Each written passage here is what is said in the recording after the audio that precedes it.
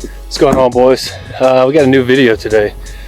We are going to go take this car to the shop and it is going to get a new pulley installed. Right here is the pulley. We're also going to get this done on. I know I went over this in the last video. This is a 3.6. We are taking off the 4.0 pulley, putting on a 3.6. Should make somewhere around 9, 10, 11 pounds of boost. Get us over that 750 wheel horsepower mark on the 85, of course. And I'm stoked. Back again. So last video we went and did pulls with the 4.0 pulley.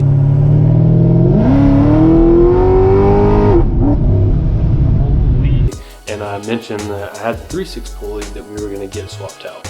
Well, we got it done. The car went in this week, had some stuff done. I had to get the exhaust welded. I don't have a welder, so had that taken care of, and I think they got an oil change and we got the pulley swapped. So now we are on the 3.6 pulley.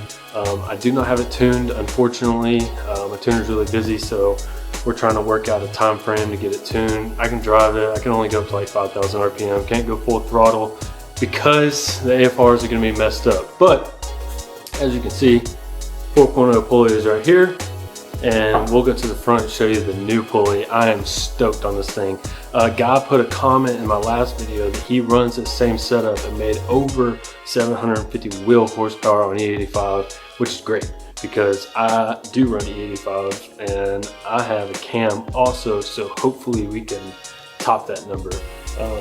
I know a couple guys were asking about my cam, so this is a good time if you want to screenshot this. This is the specs that I have. It's just a stage 1 supercharger cam from Texas Speed. Chop's great. I think it sounds amazing, but let's get up front and show you the 3.6 pulley.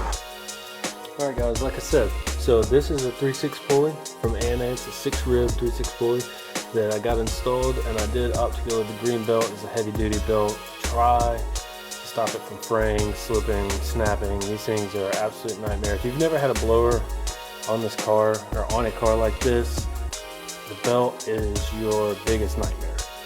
I will have to get this tightened with a tensioner down there later on this week after we get done with tuning, but there it is. So a lot of you guys have also been asking about stuff that I have done to the car also.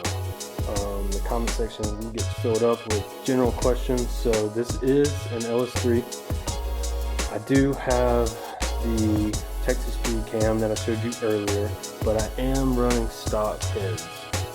I have all the supporting mods for the cam, but I do not have aftermarket heads. These are just regular old LS3 heads. I don't really plan on doing heads in the future, but as of right now, these are just fine. So this is my catch can setup. It's just a Mighty Mouse catch can. A lot of people are asking about that. Just been right there. And then I am running flex fuel. I know a couple guys were asking about that. Here's my flex fuel sensor. I do run E85 in this car always. I have yet to put pump gas in it. I've owned it for almost 2 years. Only run E85. E85 is cleaner and it's cheaper. It's just a better alternative to pump gas, I think. So I run E85 always in this car. I love E85. It sucks gas mileage, but it does the trick. So like I said, the car is kind of stuck right now without being tuned. I can only go to 5,000 RPM, so I'm not going to be doing any pulls today. I will put a video in here of what it sounds like. Clip on the running. You can hear a lot more whining. So this car sounds insane. Chopping.